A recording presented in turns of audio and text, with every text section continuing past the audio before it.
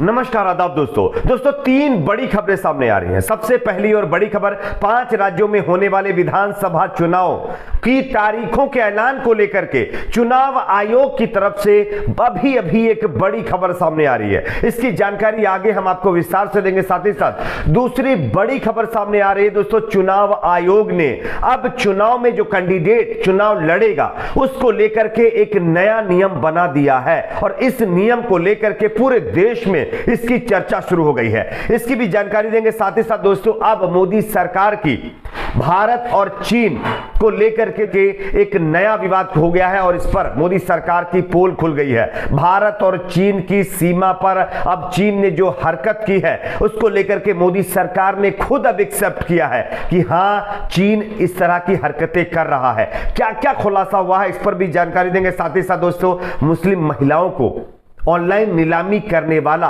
Bulli Bai app बनाने वाला शख्स गिरफ्तार कर लिया गया है। उसकी तस्वीर सामने आई है, उसका वीडियो सामने आया है, वो भी आपको दिखाएंगे। उससे पहले एक छोटी सी रिक्वेस्ट आपसे करेंगे दोस्तों, इस वीडियो को ज्यादा से ज्यादा लाइक करिए, शेयर करिए ताकि ये खबरें दूसरे लोगों तक भी पहुंचे और चैनल को सब्सक्राइब करके बेल आइकन को जरूर प्रेस कर लीजिए। आप सभी जानते होंगे 5 राज्यों के विधानसभा चुनाव को लेकर के चुनाव आयोग सक्रिय हो चुका है। उत्तर प्रदेश में चुनाव आयोग की टीम पहुंच करके पूरे मामले की जो है एक तरह से प्रक्रिया शुरू कर चुकी है, लेकिन सब लोगों को इंतजार है कि चुनाव आयोग तारीखों का ऐलान कब करेगा, कब होगा 5 राज्यों के विधानसभा चुनाव की तारीखों का ऐलान। तो फाइनली इसको लेकर के एक बड़ी खबर सामने आ रही है।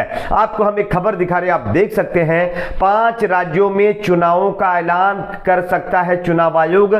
शुक्रवार को, फ्राइडे को एक मीटिंग होने जा रही है। चुनाव आयोग एक जो है मीटिंग करने जा रहा है। एक जो है इस मीटिंग के दौरान बताया जा रहा है कि चुनाव आयोग तारीखों का ऐलान कर सकता है, यानी कि शुक्रवार को चुनाव की तारीखों का ऐलान होगा।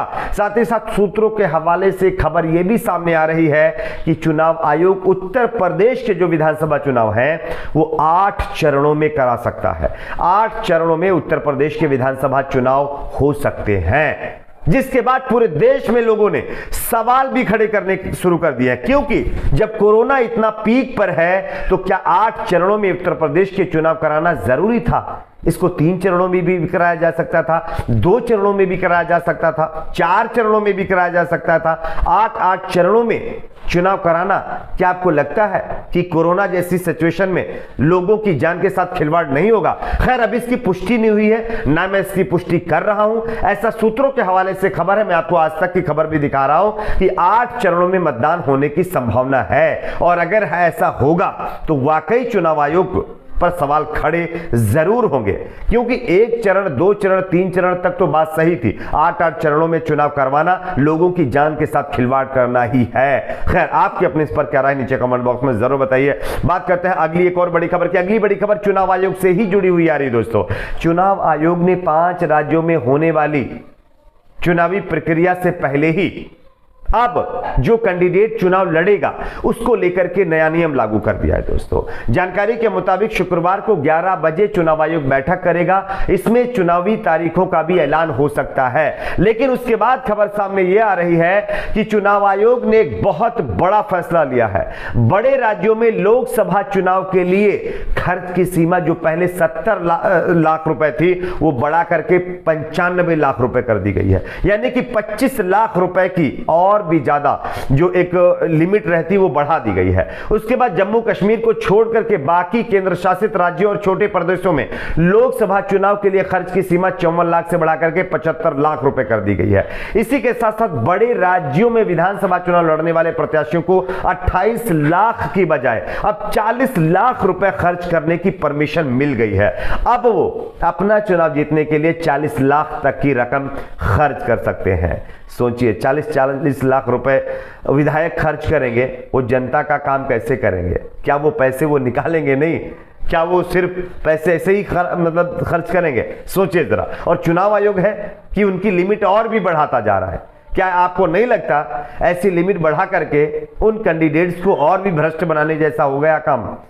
कि आप जितना खर्च कर लीजिए, आपको तो लिमिट हम दे रहे हैं, बाद में वसूल लीजिए जनता से। खैर, आप इस मामले पर, इस नियम पर क्या आपकी राय है, इसके बारे में भी नीचे कमेंट सेक्शन में जरूर बताइएगा। बात करते हैं अगली एक और बड़ी खबर की। अगली बड़ी खबर आ रही है दोस्तों भारत और चीन की सीमा पर। लगातार जिस तरह से चीन घुसपैठ कर रहा था, उस मामले पर मोदी सरकार नकार रही थी कि चीन अभी तक कुछ नहीं कर रहा है और ना करेगा, क्योंकि हमारी जो सरकार है उसने इतनी मजबूती से एलएसी को पकड़ रखा है कि चीन की घुसने की जरूरत ही नहीं है। खैर, हमारे देश के जो सेना के जवान हैं उनको सैल्यूट है कि उन्होंने चीन को मुंहतोड़ जवाब दिया है। लेकिन अब मोदी सरकार ने खुद ये कबूल किया है कि चाइना ने अपनी नापाक हरकत को अंजाम दिया है। आपको हम दिखाना चाहते हैं पूरी खबर। बताया जा रहा है कि भारत की तरफ से ये जो विदेश मंत्रालय के प्रवक्ता है अरिंदम बागची ने गुरुवार को ये बात बताई है कि चीन जो है जिस तरह से सैनिकों का वीडियो उसने ट्वीट करके अपने प्रोपेगेंडे को चलाने की कोशिश की है, हालांकि वो वीडियो सही नहीं है, लेकिन पेंगोंग तुसो झील पर चीन की ओर से पुल बनाने जाने की खबर पर जो है बागची ने कहा कि भारत सरकार ऐसे स्थानों पर करीबी से नजर बनाए हुए है। यानी कि मोदी सरकार ने यह एक्सेप्ट कर लिया है कि चीन ने एलएसी के ऊपर पेंगोंग तुसो एक एरिया आता है, उस जगह पर पुल का निर्माण बनाना शुरू कर दिया है और वहां पर चीन जो है पुल बना रहा है। लेकिन भारत सरकार क्या कह रही है कि हम वहां पर मुस्तैदी से नजर बनाए हुए हैं। अरे वो चीन पुल बना रहा है, ब्रिज बनाकर खड़ा कर रहा है, आप सिर्फ नजर बनाएंगे वहां पे? आपको तो उनको मुंहतोड़ जवाब देना है कि हमारे एरिया में वो बिल्कुल भी एंट्री ना कर सकें।